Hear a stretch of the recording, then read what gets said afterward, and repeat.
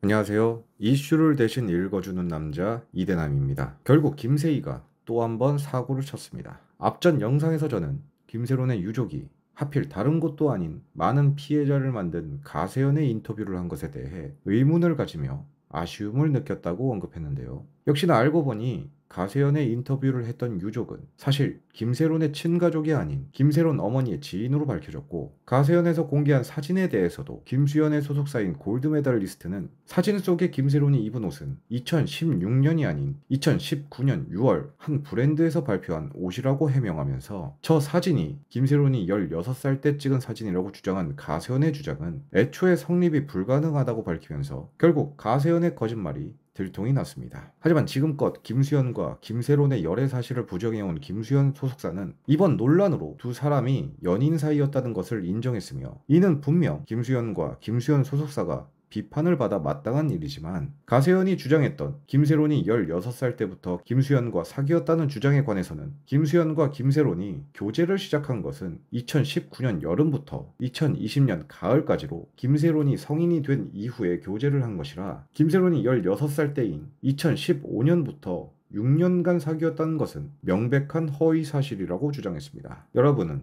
과연 어느 쪽의 말이 더 진실인 것 같습니까? 이 부분에 대해서 저는 김수현 소속사 측의 주장에 더 신뢰가 가는데, 김수현 측은 논란이 된 해당 사진에 대해 명확히 근거를 가지고 해명을 했지만, 가세연과 유족이라 주장하는 제보자는 해당 사진이 16살 때 찍은 사진이라고 말만 했을 뿐 그에 대한 어떠한 근거도 제시하지 않았는데요. 더군다나 유족이라면서 알고 보니 유족의 지인이었고, 사진 또한 2015년 사진이 아닌 2019년 사진인 것이 밝혀진 만큼 이미 두 번의 거짓말이 들통난 가세연의 말을 과연 누가 신뢰를 할 수 있겠습니까? 그리고 실제로 저 사진이 2015년이 아닌 2019년에 찍은 사진이 맞다라는 게 증명이 된다면 가세연과 제보자는 허위 사실에 대한 명예훼손으로 고소를 당할 것 같은데, 여기서 제보자가 조금 안타까운 이유는 항상 이런 일이 벌어질 때마다 김세희는 제보자 뒤에 숨어서 자신은 그저 내용을 전달한 것뿐이라며 제보자에게 모든 책임을 돌릴 게 뻔하기 때문에 온전히 제보자가 독박을 쓸 수도 있다는 것입니다. 게다가 제보자는 가세연에서 유족이라고 소개된 만큼 가세연 제보자는 고인은 물론이고 대중들을 기만했기 때문에 이것만으로도 심각한 문제인데, 더 큰 문제는 가족도 아닌 사람이 김세론에게 보낸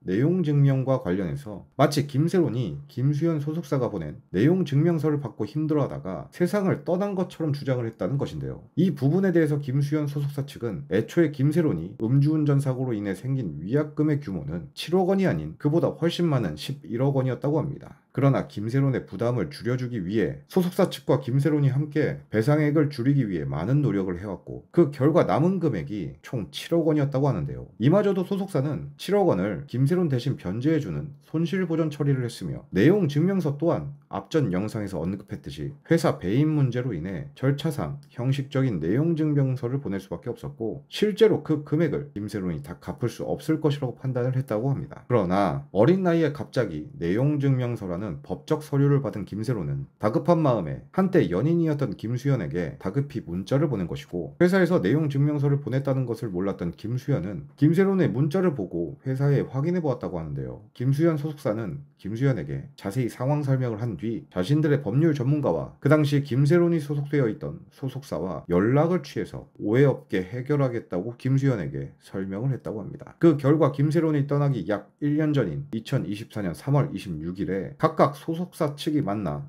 원만히 합의를 했으며, 위약금 문제는 어느 정도 해결이 되었다는 것이 바로 김수현 측 주장인데요. 개인적인 생각이지만 저 또한 김세론이 채무 때문에 그런 선택을 했다고 생각하지는 않습니다. 물론 어린 나이에 막대한 채무를 감당해야 하는 것이 결코 쉬운 일은 아니지만, 당시 김세론은 꾸준히 복귀 준비를 위해 노력해왔고 곧 개봉할 복귀작 또한 있었다는 걸로 봐서는 김세론은 어려움 속에서도 꿋꿋이 이겨내려고 하는 타입이지 그저 무기력하게 자포자기하며 누군가가 도와주기를 바라는 타입은 아니라고 보여지는데요. 확실한 것은 김세론이 그러한 선택을 한 이유는 누가 뭐래도 대중들에게 나서기만 하면 따라왔던 근거 없는 비난과 악플들 때문입니다. 실제로 김세론 본인 스스로 무분별한 악플에 힘들다 토로했던 만큼 김세론을 정말 힘들게 했던 것은 7억 원이라는 채무가 아닌 대중들의 따가운 시선과 악플이었는데요. 이런 사실들은 모두 무시한 채 가세연과 제보자는 그저 돈을 벌기 위해 사실 확인도 되지 않은 사진 몇 장만을 가지고 논란을 만들어서 김수현을 몰아간 것도 모자라 막대한 피해를 줬으며 이는 절대로 그냥 넘어가서는 안 될 중대한 범죄입니다. 여러분, 고 김세론 씨는 다른 것도 아닌 가세현 같은 루머를 만들고 퍼뜨리는 자들로 인해 스스로 생을 마감했습니다. 이미 떠난 김세론 씨를 우리가 구할 수는 없지만 최소한 김세론 씨가 관련된 사건만큼은 악플과 비난으로 누군가에게 피해를 주면 안 되지 않겠습니까? 저는 그것이